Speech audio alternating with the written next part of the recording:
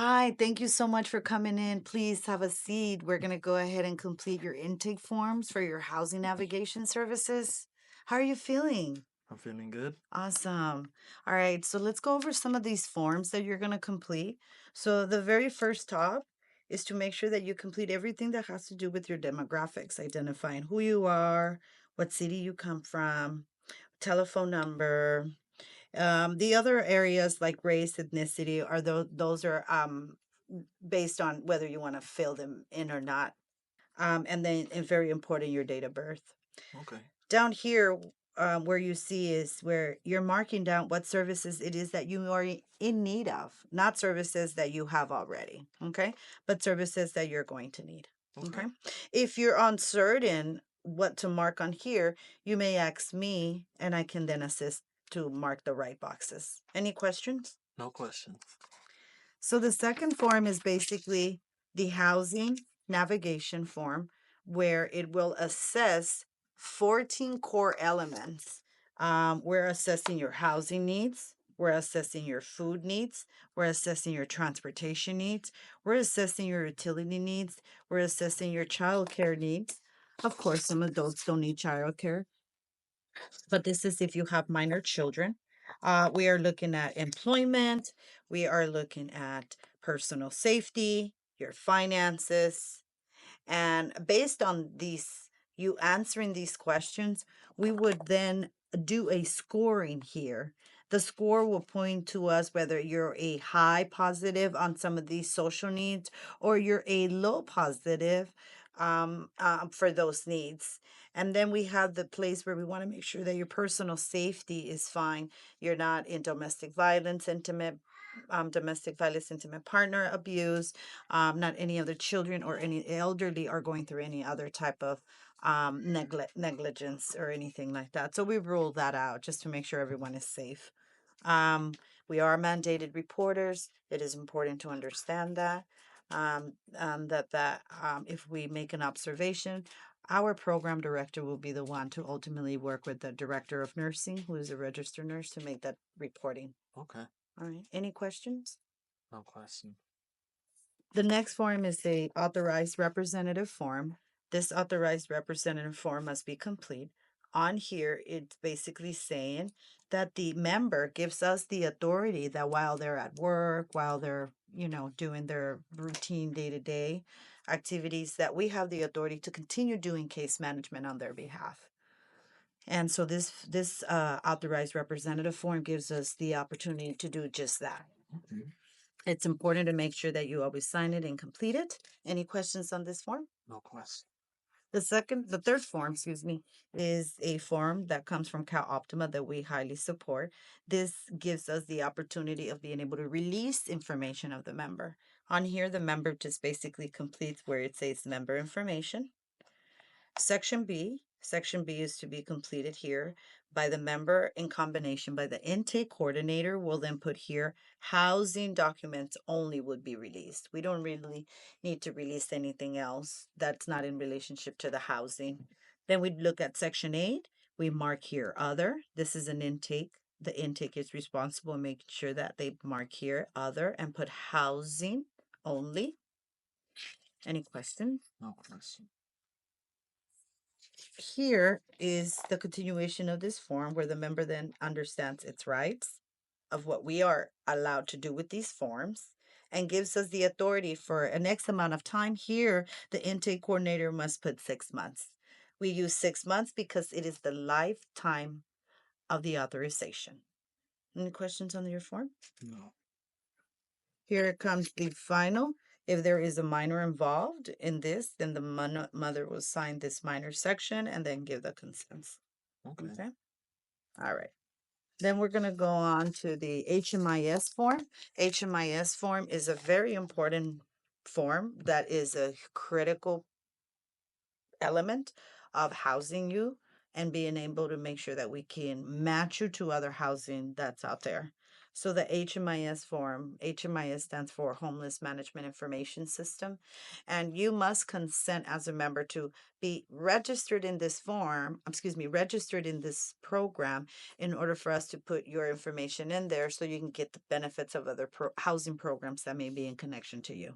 Okay. So what you do with this form is you read this to understand what the form is giving you to highlight what the program wants and is necessary to have on file. And if you're okay with giving this information into that database, then you will go ahead and move on to the second form.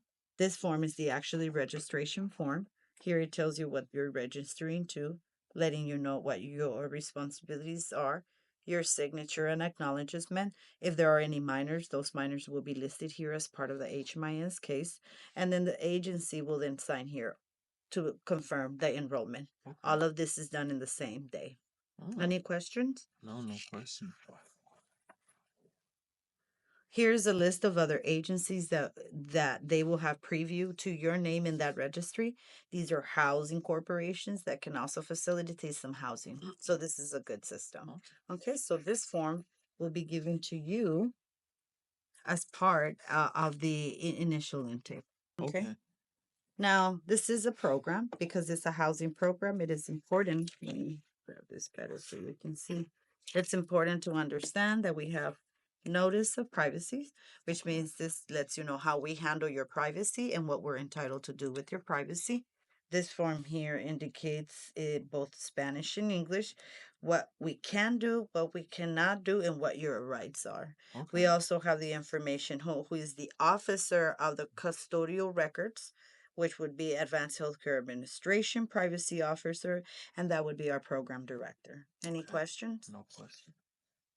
The next form that we have is the Patient Bill of Rights.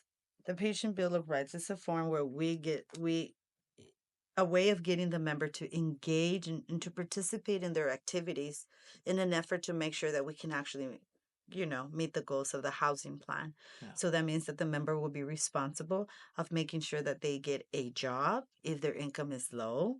The housing navigator's responsibility would be to connect them with those services. Okay. On site, we have a job employment center in our Suite G, and there you can come in once a week or anytime you can, Monday through Friday between 9 a.m. and 2 p.m. to use our computer lab to look for employment. You can do that alone or you can do it with a navigator. Okay. And this is what that is. Then you sign those. Then you have the patient's responsibilities, which is please be respectful to our staff, be respectful to others in the building. And if you're not having a good day that day, communicate with your navigator and maybe it's possible for us to reschedule you. Okay. Okay. Any questions? No question. Okay. The next form is the client participation agreement because this is where we go more into details as what the member is responsible of doing.